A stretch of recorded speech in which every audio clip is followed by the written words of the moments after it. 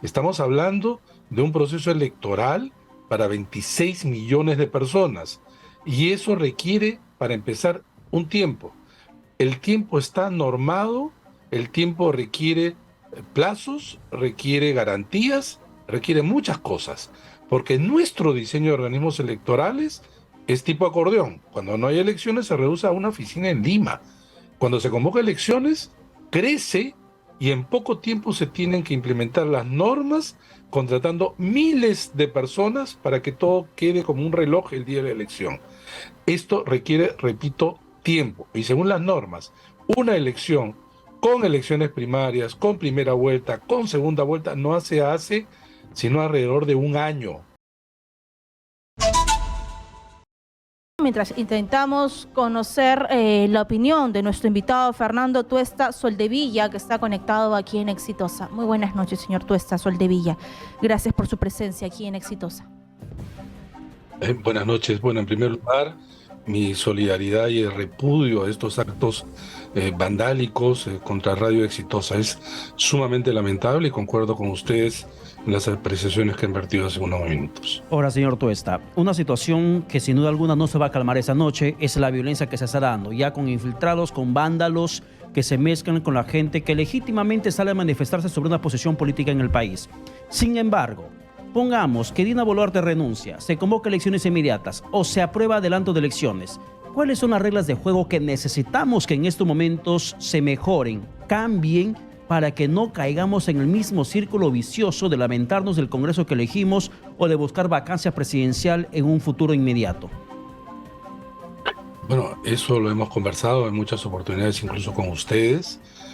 Este escenario del que usted señala es un escenario que ya se discutió hace algunos meses atrás.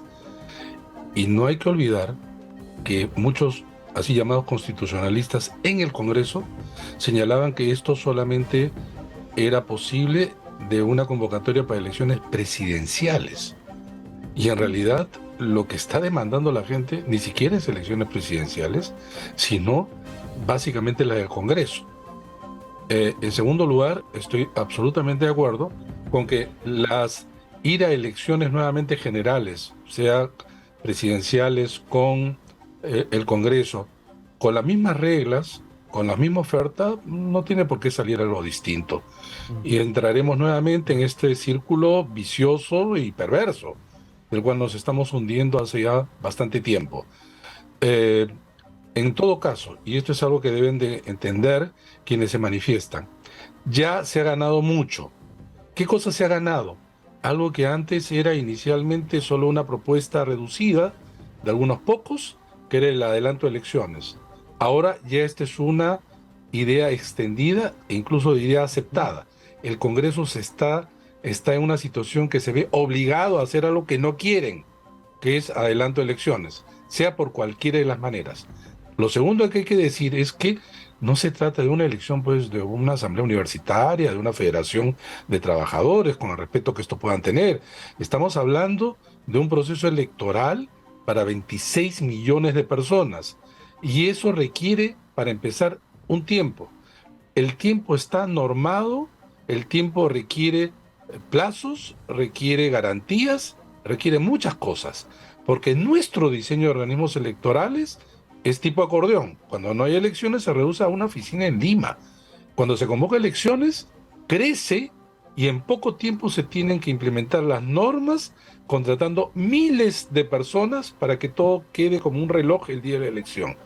Esto requiere, repito, tiempo. Y según las normas, una elección con elecciones primarias, con primera vuelta, con segunda vuelta, no se hace sino alrededor de un año. Entonces, en el hipotético escenario que usted señala, que el general Williams asuma la presidencia y convoca elecciones, en el mejor de los casos la primera vuelta sería o las primarias en diciembre. Pésimo momento. Y es por eso que cuando la presidenta señala en abril del próximo año, es un plazo razonable. Ciertamente, ante la ira y la desesperación de la gente, esto resulta bastante largo en términos de tiempo, pero también lo que se tiene que entender es que este conflicto se tiene que analizar por las instancias constitucionales y no por el deseo de la gente. Por ejemplo, dicen cerrar el Congreso. ¿Quién lo va a cerrar? ¿Quién? La presidenta no lo puede hacer. Se colocaría fuera de la ley como lo ocurrió con Pedro Castillo. No existe la autodisolución. Y además, si es que esto fuera así, ¿qué? ¿Gobernaría a alguien sin contrapeso? Hay que pensar un poquito más y hay que llamar, obviamente, a la tranquilidad, cosa que es muy difícil, entiendo, porque también estamos arrastrando muchas cosas que se ha hecho en este mal gobierno de Pedro Castillo y otras tantas que se arrastra de procesos anteriores. Y lo que ha dejado también Pedro Castillo en la administración pública es el deterioro de los sectores.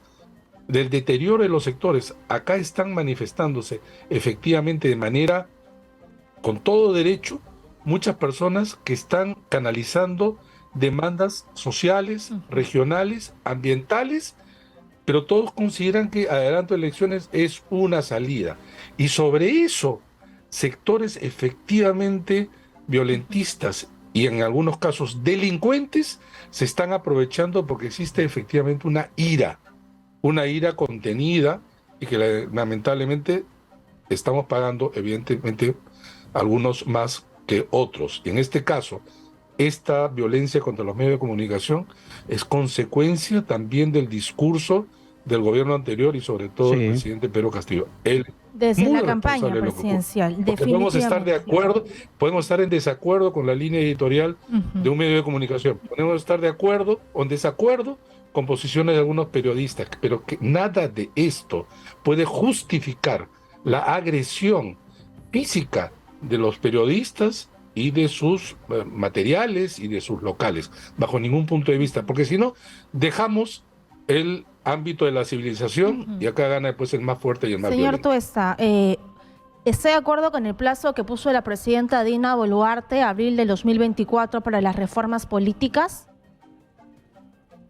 Mira, Yuska, yo lo que creo que es un plan, es un plazo que puede parecer, repito nuevamente, largo, pero que hay que entender lo siguiente.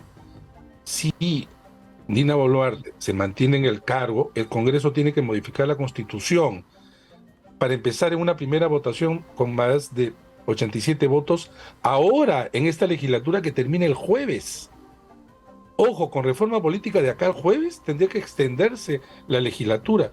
¿Y cuándo empieza la otra legislatura? El 1 de marzo, cuando, digamos en el hipotético caso que así se realice. En marzo, entonces, se convoca elecciones. En un año, estamos en marzo del 24. Estamos en marzo del 24. Entonces, parece para algunos descabellado, pero no lo es.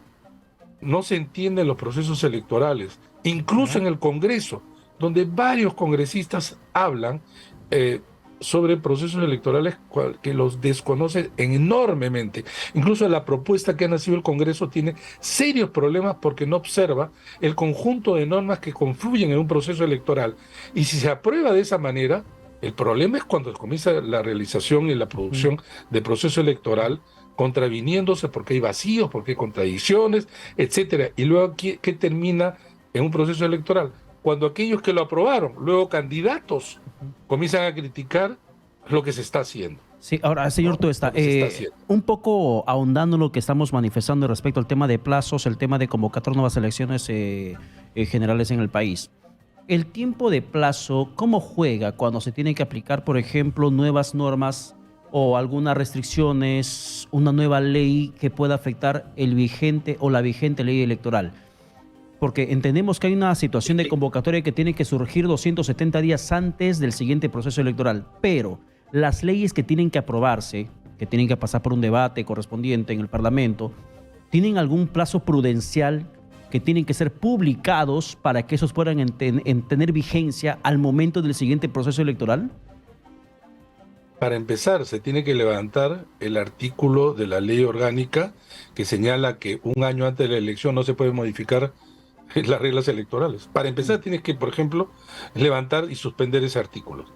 Tienes que suspender, por ejemplo, el artículo que dice que para que tú participes en una elección tienes que estar inscrito un año antes en el partido.